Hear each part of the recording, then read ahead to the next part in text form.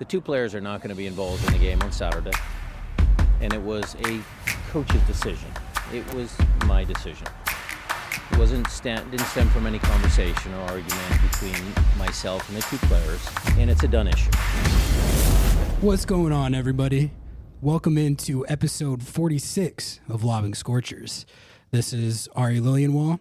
I got producer Noah here with me, and Noah, we don't have a Sounders game for this midweek pod, but we've got about as much of content to go over on this episode as we've had all season, don't we? Yeah, I literally just purchased the full 90 combo from the concession stand, Ari, because I need that popcorn. I need those 2 hot dogs and those 2 bottles of water for the heat we're about to get into, honestly. Get your popcorn ready because we've got a doozy for you here today. The Seattle Sounders reality TV show that apparently just launched has had some dramatic developments as Raul Ruidiaz and Nuhu have both been effectively suspended was the term that I saw used. They were suspended. They're suspended for the whole week of training, and they will not partake in Saturday's match with Chicago Fire FC at Lumen Field. We're going to talk about all the drama that led up to that sequence of events, stemming from the comeback win against FC Dallas in match day 22.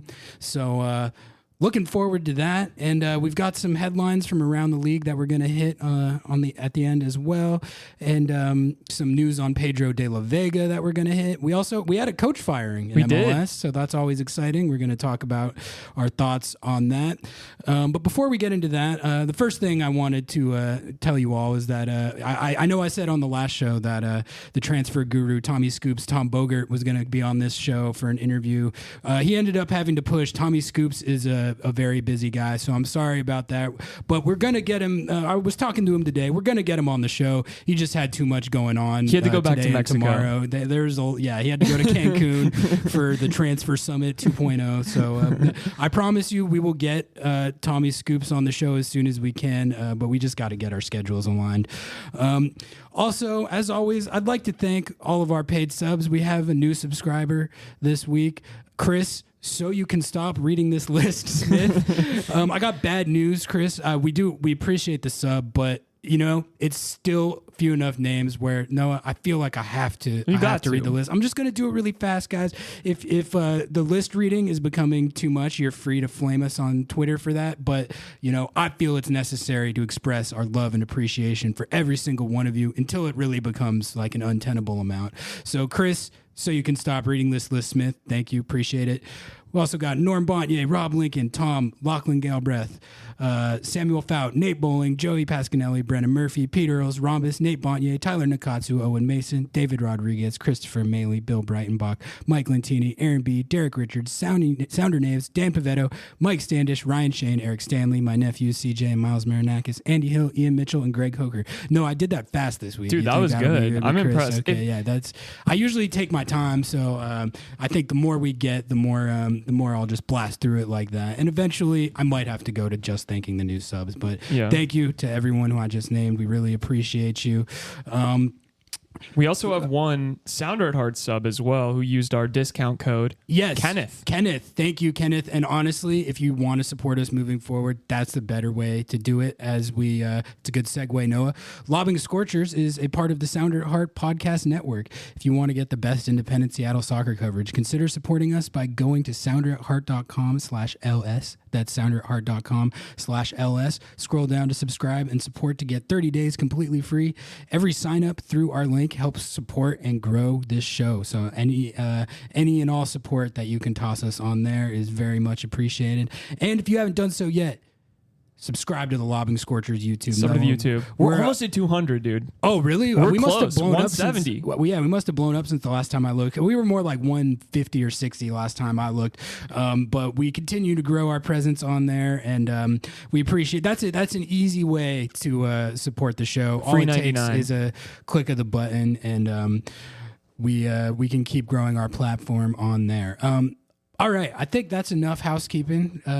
Let's get into this drama with the Seattle Sounders because I feel like a lot popped off since our last episode, and the makings of this kind of were started when we were talking on the last episode, but we kind of downplayed it. And to be honest, I did not fully grasp the extent. Well, it hadn't come out yet of exactly what took place. But it turns out that everything that took place in that FC Dallas game, you know what it seems like to me? No, I'll just give my initial take right off the bat and then we'll recap what actually happened. But it seems like a lot of frustrations from a frustrating season, kind of came to a head and boiled over. Yeah. And it resulted in a couple of suspensions, and Schmetz was getting grilled at training about it, which that was pretty entertaining. So let's recap what exactly happened first. I'm going to go through the entire series of events. I've written it all out, and then we're going to go more in depth with our takes on what it all means and the effect that it could have on the team moving forward and the season moving forward. All right, so it all started in the 78th minute of the FC Dallas game after Raul Ruidiaz scored the goal to make it 2-1. And he gave a celebration where he pointed at the name on the back of his jersey, which we talked about on the last show, as if to say, don't forget about me. You know who I am? He ran past Brian as well. And as he was running past the Sounders bench, which I didn't really take into account that aspect of it, but he absolutely was pointing at it as he jogged by the bench. And realistically, Schmetz even said at the post-game press conference that he kind of figured and knows that was directed at him because Raul Ruidiaz has not been starting these games. The last 3 games, he's come off the bench as a super sub. He comes in as a super sub in the Dallas game, and he scores that goal, which turned out to be a very important goal. And he gave Schmetz a little don't forget about me point to the name on the back of his jersey. Then Jordan Morris and Raul got into it a little bit on the field. And I think, as I understand it, that situation was about Jordan not forcing the goalkeeper to play the ball in faster. And Raul was kind of getting on his ass. Like, come on, you need to hustle. You need to get on him. Let's go. There's not that much time left in this game. And Jordan ends up scoring the equalizer just a few minutes later. But I thought that was interesting just because, Jordan is not typically a guy that you're going to see getting a little mix it up with a teammate like that. He really is not a mix it up type of guy, period. But, when we were talking about it on the last show, I think we kind of chalked that up to just, two competitive teammates having a frank exchange of ideas. But it's something that happens on a professional sports team. So that incident in isolation, I don't think there's all that much to it, but I think when you combine it with everything else that we're about to talk about, it does kind of take on potentially new meaning, right? So we all know what happened next in the game. Jordan scored the equalizer, like I mentioned, and then he ended up scoring the game winner in second half stoppage time for Seattle to take a 3-2 comeback victory. And that's the other thing that I was going to say is, I think it's pretty funny that this happened in a game that they won. Yeah. Like after a terrible L, especially at home, I would expect something like this more, but it's like, guys, come on, you won the game. It was the biggest win of the season. We recorded a whole dub pod about it. Like, you're mad about a dub. But I think, when you actually look at what happened, it makes a little more sense, like irrespective of the result. But I do think that is like a funny element to all this is it came after a game that they came after not just a dub, but the best dub of the year. So after the final whistle of the 3-2 victory, Raul Nuhu immediately, they beelined to the locker room. They did not stay on the field for the traditional classic celebration that the players do with the fans, and they do the chant, right? And I think if there's a way to get under Brian Schmetzer's skin, that's one of the biggest ways I could think of. Schmetz talks about all the time how the most important facet of the club is the connection between the players and the fans. And I think those celebrations kind of after victories at home, like those are important to him. And I think, I don't know, without knowing for sure the specifics of the situation, I would venture to guess that that's the thing that really got Schmetz going, was them just bolting off the field after the win and not staying for the fan celebration. Raul and Nuhu were then not seen at Seattle's next training session at Long Acres. And subsequently after that, Sounder at Heart, great website. Great website. Sounder at Heart, original reporting from sources that the suspension from training, and then it turned out to be for this game on Saturday, stems from a post-game argument that both players got into with Schmetzer in the locker room after the match. I don't think it said exactly what that argument was pertaining to, but like I said, reading between the lines, I'm pretty sure he was probably telling them, guys, that's not acceptable. You have to stay on the field to celebrate with the fans after the match. That's something that like we expect all our players to do, and they probably did not see it that way. That's just that part is speculation, but there is solid reporting from Sounder at Heart that the suspension was related to an argument between both of those players and Schmetz. So that's why they weren't at the next training session. That's why they're not playing on Saturday. The sources, according to Sounder at Heart, indicated that Rui Diaz was upset already with, quote, a perceived lack of communication over not starting the last 3 games. So not necessarily that he wasn't going to be starting, but a supposed communication breakdown in, I guess, telling him that he wasn't going to be starting. That's what the report said. Schmetzer then called an unusual Wednesday media scrum, and he stated that Nuhu and Raul are out for a, quote, coach's decision, and said that it didn't stem from any conversation or argument between myself or the 2 players, and that it's a done issue. So he's basically denying the aspect of it that it stems from an argument, and maybe his contention is that it was more related to how they didn't stay on the field after the game. But either way, it's some good drama. It's some tasty gossip. Raul and Nuhu will be in the building for training by themselves this week, but won't participate in group training and will not feature in the match versus Chicago. Christian Roldan also said that players supported Schmetzer's decision to suspend Rui Diaz and Nuhu. Stefan Fry also came out, and he said that Raul's a passionate dude. He's a competitive guy, and so I think players understand when emotions come to the surface like that to an extent. So I don't know if there's any strife or discord among the locker room. They're saying that there isn't. But needless to say, the Seattle Sounders will be without Raul Rui Diaz and Nuhu for this match against the Chicago Fire. And this whole thing just really, it really escalated. So now let's talk about our takeaways. What do we make of all this? I'll start by, first of all, again, funny that this happened after a dub. And also, it's tough. I feel like Rui Diaz being upset over a perceived lack of communication. There are ways to handle that don't come to this, where you kind of leave the field in a huff without celebrating with the fans after a big win in which you scored a goal. And then further getting into it with the coach in the locker room. That's just typically not going to end well. And I think in that situation, you ideally want to handle that not in the eye of like everyone at the stadium, right? Yeah. That's kind of how I think of it.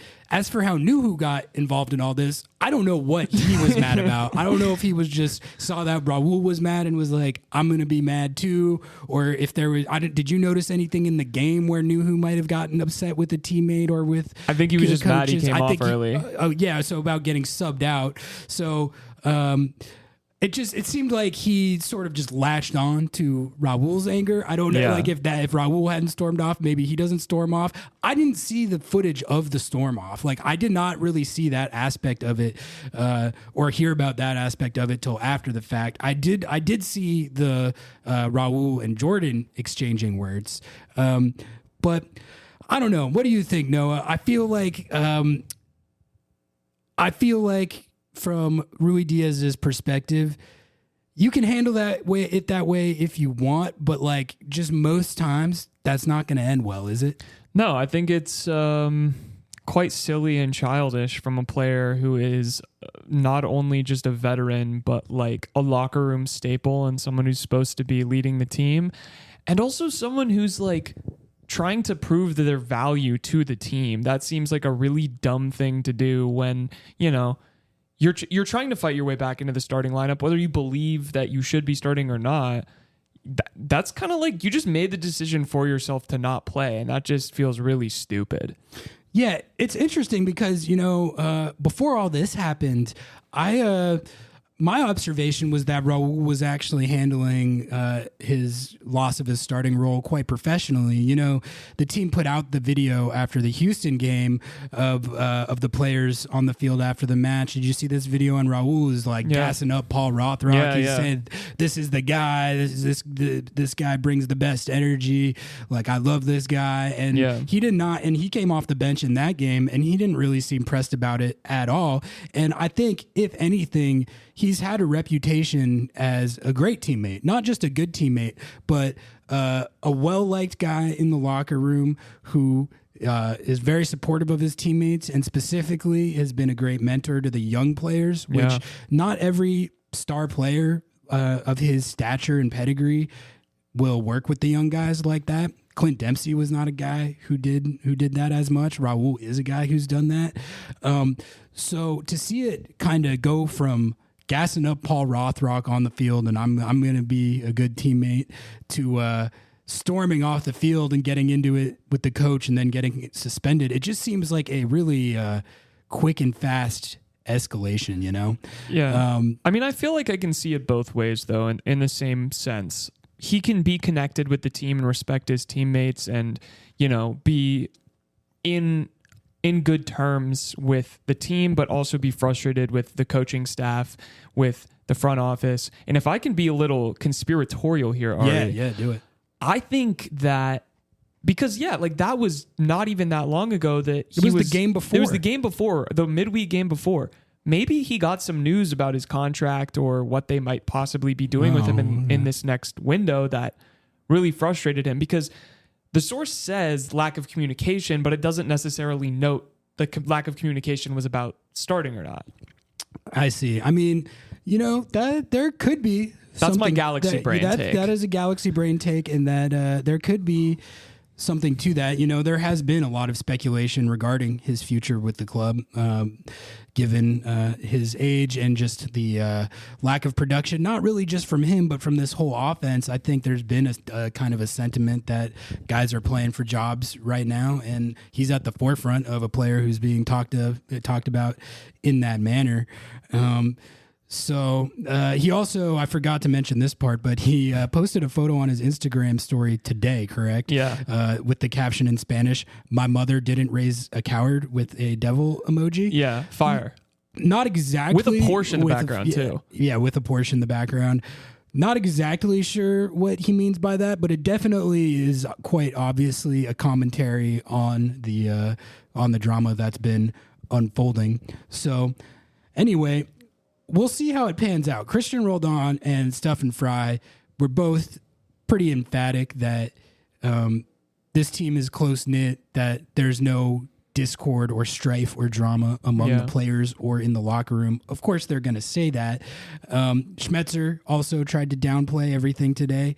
I thought the Schmetzer stuff was way more odd than the Christian stuff, because that makes sense to me, at least. You can have a united locker room and players and also be mad at the coach. Like that there's always a hierarchy between that. People disagree on stuff. Yeah. But it was odd to me that, Christian Roldan was like, this is literally the closest that this group has ever been in the whole time that I've been on this team. And then at the same time, it's like, okay, but Raul is pissed at the coach. Yeah. So I don't know. That's I don't know, my galaxy brain take, Ari. I'm just saying, what happened? Schmetz did seem to be kind of saying like two things at once. Like he said it was not disciplinary, which I don't understand how it could be anything but that. But at the same time, he was talking about how it was a coach's decision, but there was no argument, but there was a reported argument. But the coach's decision would obviously be related to their conduct after the match. There's nothing else that could be about. So whether there was an argument or not, like clearly this was like a disciplinary suspension for both of them. And it's Nuhu's second suspension of the year. His Uber famously got stuck in Washington, D.C. traffic when he was supposed to be at a film session. So he got suspended for that game. Now he's gotten suspended for this game. Schmetz claims that everything with him and Nuhu is good. And, he called Nuhu a great kid who, they've seen grow up and is becoming an adult. And these are just learning moments for him. He's also been on the team for 7 years. Yeah, now, I was going to say, I don't really think he's a kid anymore, but yeah, I mean, Schmetz calls all of them kids. That's true. Anyway, we're going to be keeping close tabs on all this to see what developments and what resolution all of this has come to. I gotta say, it's probably the best locker room drama I've seen since this team has been. They've been good about being drama free in that way. They always have good team chemistry and level-headedness. I think even there's been times where things are not going well in a similar way to how they've gone off the rails at times this season, and nothing has ever careened off the tracks in a drama sense.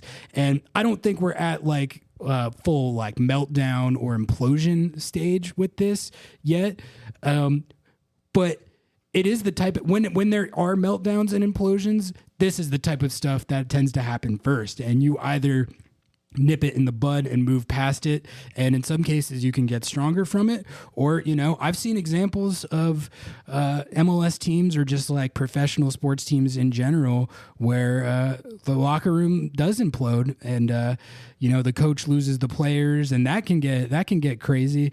I doubt it's going to fully escalate to that in this situation. This seems like something that everyone should be able to move past. But I mean, I will say, all the talk about Raul specifically, his future with the club, I mean, that's only going to increase with this, because people had already been talking about his future with the club just based on how he was playing and how the team was playing, and really just the attacking output that we've seen all season. That was already a topic. You throw in some drama like this, I mean, it could just be the beginning, Noah. Yeah. And, Schmetzer's always been known as a player's coach, and I still think that he is. There were some people lobbing some terrible Scorchers on Twitter about how Brian is, he's lost his touch and all of this. And he clearly hasn't. He sat there and he has no reason to defend Nuhu or Raul if what, is being reported actually happened, which I do believe it did. He could just say, no, this is a disciplinary suspension because they broke team rules and they were disrespectful and disrespected our fans. But instead of doing that, he sat there and defended them, basically just lying or, just massaging the truth. Representing the situation in a different way than I think the public at large understands it. Yeah, exactly. That's the perfect way to put it. And so I think this is no, Siggy Schmidt era,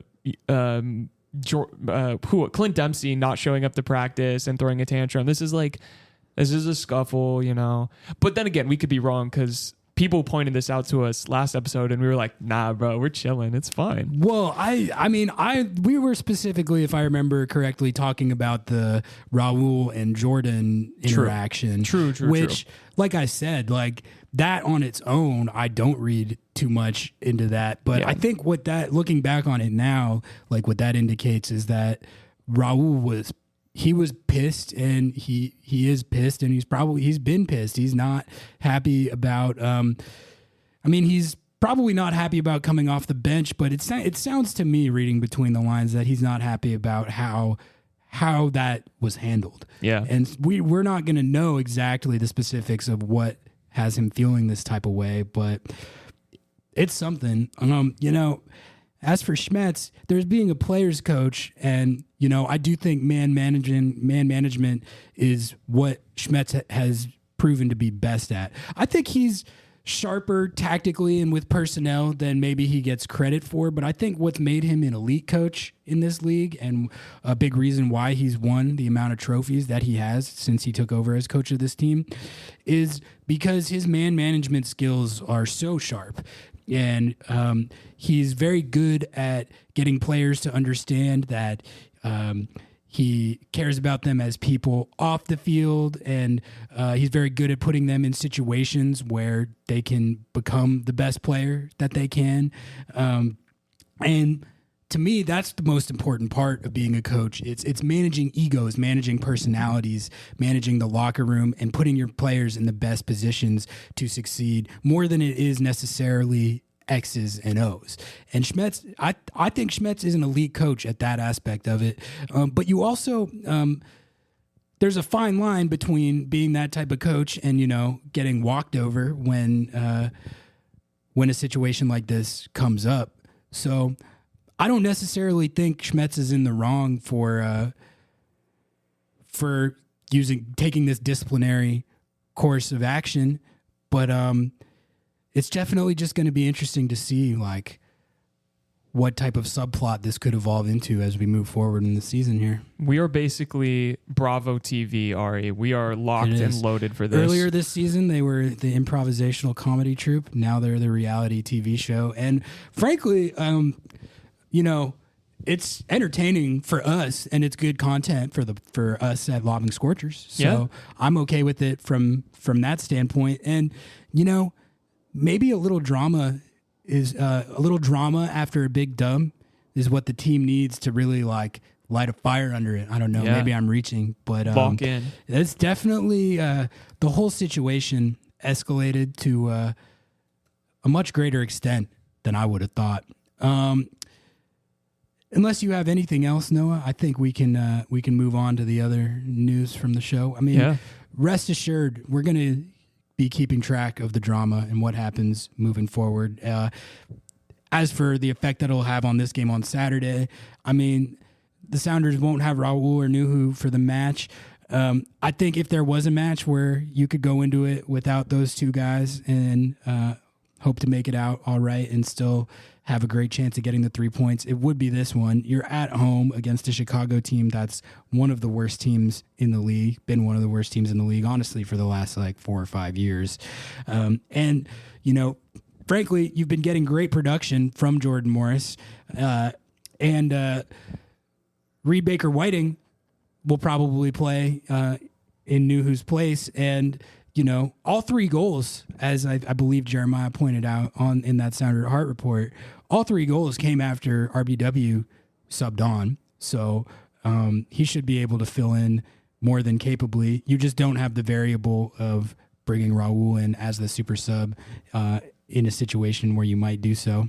But they should be able to make it through this game without those 2 guys. Yeah, it's going to be a fun one. I don't know. I'm here for the drama. I love a drama-filled match. So, and it's the Chicago Fire. It's given me some juice, Yeah, it's given. Listen, the season has dragged at points. Yeah, and now we've got some juice to it. It's kind of fun. Anytime anything crazy happens, it's just me and Ari hit the text and we're like, oh yeah, this episode's gonna bang. This is great content right here. So, and they really delivered it to us they this did. Week. We had some Pedro de la Vega news.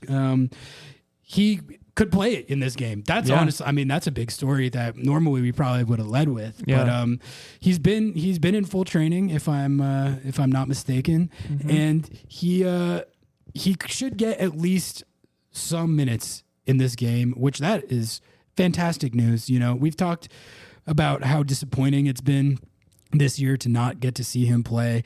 That was the biggest thing I was probably looking forward to this season, is to what extent could he potentially elevate this offense from what it was last year? Haven't gotten a chance to see that.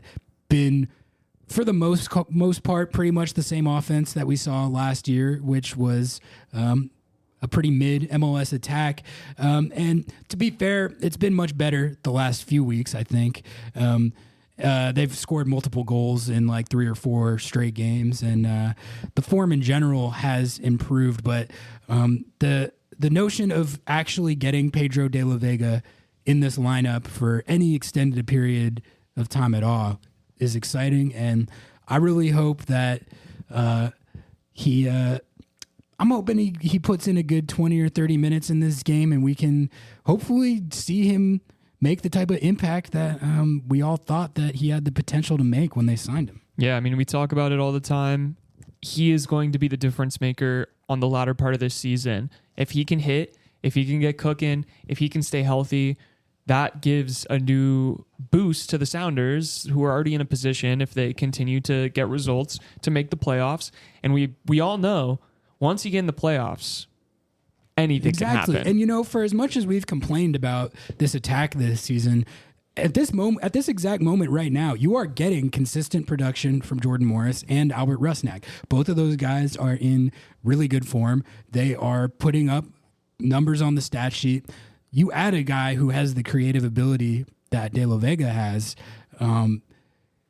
you're adding just a potentially dynamic layer on top of a group that has really, they have been humming. Like, when they're not playing well, I'll point it out, but like Jordan and Albert specifically, they have been in legitimately good form the last few weeks. So I'm excited to see what De La Vega could potentially add to that. Alex Roldan has been in full training this week as well. He had been coming back from a concussion, so he should be back for this game at right back. So you're likely going to see them line it up with Alex Roldan starting, and I think it'll be RBW at left back, and you're probably looking at the classic 4-2-3-1 with basically how they've been lining it up. And then I'm hoping that De La Vega is the first sub off the bench. We also have Braudilio Rodriguez injury update as well, which was not as positive. Braudilio, who people might not know, but he was signed from Tacoma Defiance before the season, and he's been out all year with a hamstring injury. And he's legitimately the one Defiance guy that I was actually really looking forward to seeing what he could do this season, because he has kind of a fun backstory. He's from Portugal, I believe, and he went to Franklin and Pierce University, which is a really random Division II school, and had a 2020 season for them. And they won a national championship going like 25-0-2, and he was the best player in Division II. And he actually was tearing up MLS Next Pro. So I was hoping to see what he could do this year, but he had another setback with the Defiance and will be out for the foreseeable future. So we hope he gets better soon. We already talked about the Chicago Fire a little bit, but Schmetzer did call them a dangerous team even without Shaqiri. He said without Shaqiri. He was saying because Shaqiri's gone.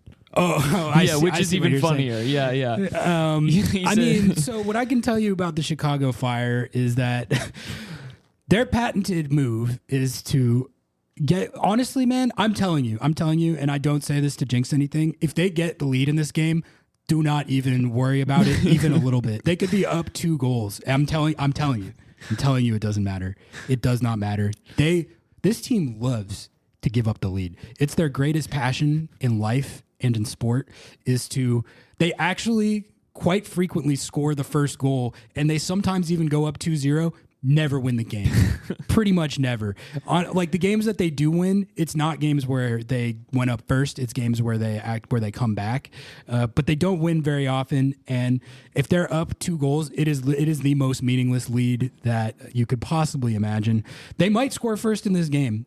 I'm telling you what will happen right now. If that happens, they will give up the equalizer. It's what the Chicago Fire do. Like you mentioned, Xherdan Shaqiri is their big DP signing from a couple years ago. He has been pretty much a bust in MLS. He's had some okay individual moments, but he has not been like the big centerpiece stat sheet stuffer that they were envisioning. This guy, I mean, he's one of the he's the best player in the history of the Swiss national team. Correct. And he's played for Arsenal, Bayern Munich, a couple other big clubs like that. So he is a very obviously talented player, and I think we talked about the goal he scored in the Euros for Switzerland. So he still does it for them, but not for the Chicago Fire. But even when they, like you said, Noah, even when they have him, things don't go particularly well. But they do have one player that I really like, who's Brian Gutierrez, who they frequently play as their number 10 instead of Shaqiri, even when Shaqiri is with the team. And this is a very good player. I think one thing Chicago has done well is they've produced some really good homegrowns over the years, and they sold on John Duran to Aston Villa for a huge bag, and they've also they're very good at producing goalkeepers. They sold Gaga Slonina to Chelsea, who a lot of people think is the future of the U.S. national team.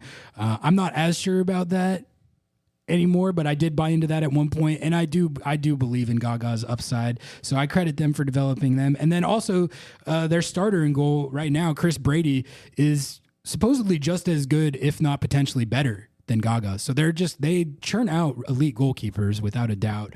And Brian Gutierrez is very good. He's a fun player to watch. Hugo Kuipers, their DP striker, he had not been producing early in the season, but I would say the last few weeks here, he seems to have come to life for them. He's scored a few goals, and he's a pretty highly rated Croatian striker. So I don't know how dangerous he is consistently, but if there is danger to be had from the Chicago team, I expect Brian Gutierrez and Hugo Kuipers to be in the middle of it.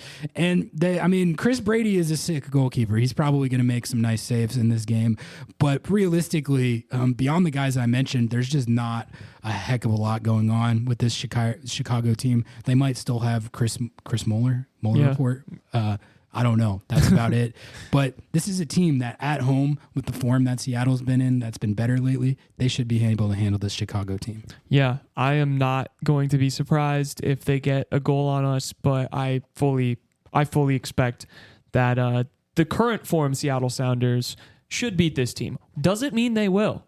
Absolutely not, necessarily. But they should. And will they? Two different things. Exactly. All right, let's hit a few headlines from around MLS and then get out of here. Does that sound good, Noah? We don't have questions this week. There was no game, so I didn't source any. I probably should have about the drama. That's my bad. But we'll just make it a quick one this week, and we'll get back to taking your questions after the game on Saturday. Coach firing. Luchi Gonzalez out with the San Jose Earthquakes. He's terrible. You think Luchi's... I mean... He was the FC Dallas. I feel like was always pretty mid under Lucci. They would make the playoffs and then usually lose to Seattle in the first round. That was their ceiling with Lucci. I don't really know what to think of his Quakes tenure. Because so it's not a surprise that they made this move because they're 3-14-2 and they've given up 51 goals this year, Noah. Jesus. That's more than they gave up all of last year when they were also pretty bad. And also that's just there's a lot of games left. They could ship they're on record, or they're on pace to break the record. Yeah, which is 70 something. Yeah. And either Minnesota United or FC Cincinnati in their wooden spoon years has that record. And it's when you're talking about 70 plus goals shipped in a season, that's pretty hard to do. And you're talking about record stuff with that. So just, an absolute mess in defense all year. But Chris Leach, their GM, I was reading the transcript of his press conference and he gave the classic line, which is that, our roster is better than this record and we're underachieving relative to the talent that we have. I agree with that in the sense that they genuinely have some really good attacking pieces. Christian Espinoza is a very dynamic player.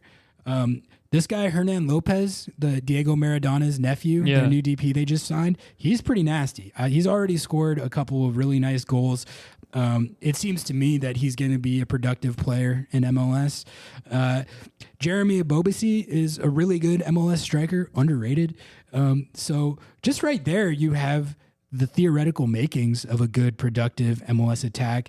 And I think you've seen it in glimpses with them this year. But their defense is just maybe they're underperforming relative to their talent, but they might want to look at that because 51 goals conceded at this point in the season is, it's far and away the most in the league. And, nothing's really going to, they can score plenty of goals. And if they're conceding at the rate that they've been conceding, the results are not going to improve. They might, so that's the number one thing that they got to look at. They might benefit from a DP goalkeeper. That's all I'm going to say. Yeah. I mean, in all seriousness, they have Ian Russell, a longtime assistant, taking over as the interim, and it's another situation, sort of like Rob Valentino in Atlanta, where he's going to be auditioning basically for the permanent job. But I mean, I don't know. Both of those teams might get a temporary new coach bump, but if I had to predict it right now, I think both Atlanta and San Jose probably make hires from the outside. Couple of FC Cincinnati news items. Matt, this is a potentially very significant development. Matt Miazga, their Defender of the Year center back, put on season-ending injury list, and then another one of their center backs, Nick Hagland, also broke his fibula. So they lost two starting caliber center backs. I mean, Matt Miazga, one of the best CBs in the league. They still have Miles Robinson, but Hagland is kind of a heart and soul guy for them, and he's also like as good a rotational center back as you could hope to have in the league. So losing both of them, that's a big blow for a team that really, I mean, I felt like they were Supporters Shield, definitely contenders, if not front runners. You lose Miazga and Hagland, that's not good for them. They've also been linked to Weston McKennie, U.S. men's national team player and Juventus midfielder. So they're seemingly looking around for reinforcements, which, you know, Weston's not a CB, but he's a defensive midfielder that could help on that side of the ball with these injuries. So we'll see what comes of that. But ominous times for FC Cincinnati. Miazga in particular, that's a huge loss for them. Yeah, no, that's not looking good for them, but who knows? Maybe their goal scoring ability can outrun their defensive woes, a la Miami. But who knows, man? It's a tough scene for them. They're certainly more vulnerable now than they were previously. As for the Weston stuff, you know, a lot of the bots were not happy about this. They don't want Weston playing in MLS. Major League Soccer LLC McDonald's League, Ari. Have some respect. They're like deeper in shambles about it than I would have expected. I would not necessarily expect the bots to be handling this well. Anytime a national team player is linked to MLS, you're going to get this reaction to an extent. I don't know. Like me personally, like I'm honestly sympathetic to the notion that with the World Cup coming up, it would probably be better for Weston to be getting his reps at the club level week in, week out in a league like Serie A or the EPL or whatever. Do I think it matters all that much? Not really. I'm not that worried about Weston. I think he's proven the type of quality that he has over his national team career. And just in general, his mindset, mentality, and demeanor, I trust that guy to bring it at a very high level every time he puts on the shirt, no matter what the opponent is. And I don't really care that much where he's playing his club soccer. Weston's one of the guys that I'm just least worried about in general. He's probably my favorite player on the national team. I love watching him. He's such a fun player to watch, and he brings the vibes and the juice to our team that like pretty much no other player brings. Yeah, I'm a big Weston McKennie fan, which is why I would love to see him in MLS. Like, why not, dude?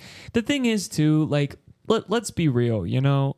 He's not going to downgrade because he's playing in MLS. Like, I know people want to bag on, you know, some LLC, FEC, I don't know, all the acronyms they use for calling MLS a McDonald's league, but it's, you know, the competition here is getting better and is at a level that we've never seen it before. Bringing in a player like him, especially ahead of the World Cup when we're already seeing these record transfers happen, he's still gonna be playing against Messi. Yeah, no, he's proven his quality. Like I said, I mean, this guy was one of Juventus's best players. You know, so yeah.